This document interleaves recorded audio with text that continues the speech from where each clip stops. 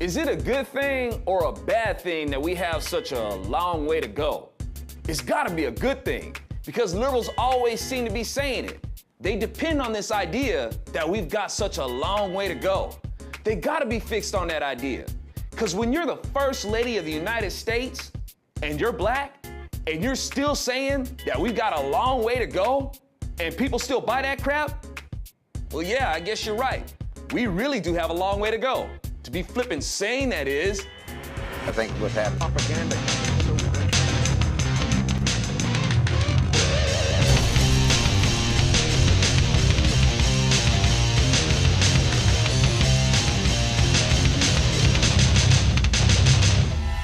After seeing the movie 42, a movie based on the baseball hero Jackie Robinson, Michelle Obama still wants to remind us that we have a long way to go. Like I said, overlook the fact that she's saying that as the FLOTUS. But that's not enough. Racism is not done because you disagree with them. This is how full of themselves and brilliant liberals think they are. They think so highly of themselves that there's no way you could possibly disagree with them.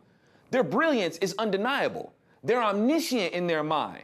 The only reason you would ever disagree with them would have to be out of bigotry. It has to be that, because there's no way you could intellectually disagree with them. Or how about if a Republican wins against a Democrat? It had to be due to cheating, because there's no possible way that Republicans can legitimately win against the gargantuan gray matter of liberals. They think so highly of themselves and assume the lowest of us, while holding us to a high standard and eager to judge us while saying they're the party that doesn't judge.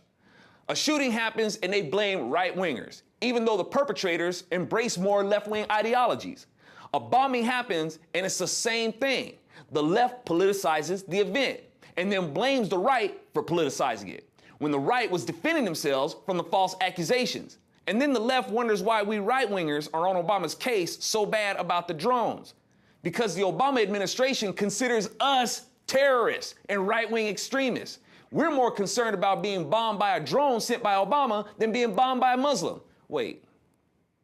So anyway, when thinking about this idea of us having a long way to go, I think about Jay-Z and Beyonce, who took a cultural exchange trip to Cuba.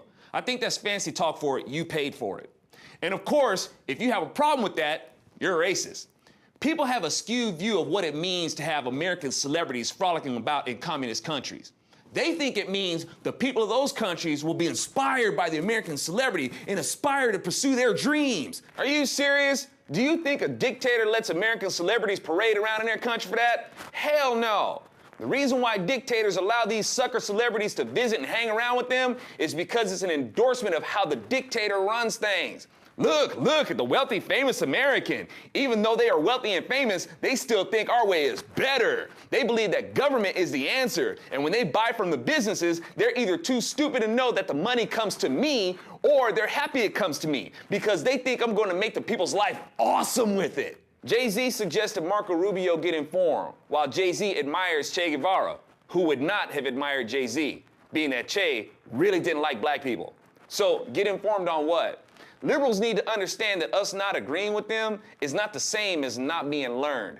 I would take Rubio's insight over Jay-Z's, not just because Rubio is Cuban, but because I know that there are people who risk their lives to leave Cuba, while people like Jay-Z will always come back to America and will only visit other places in the world, like Cuba.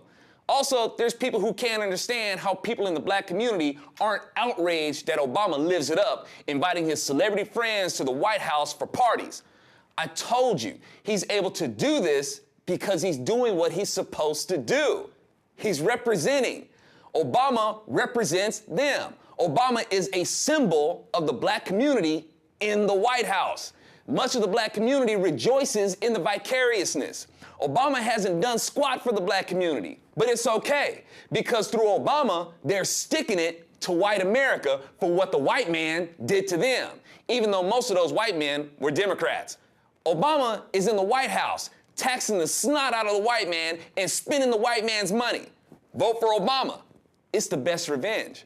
Obama represents all these things.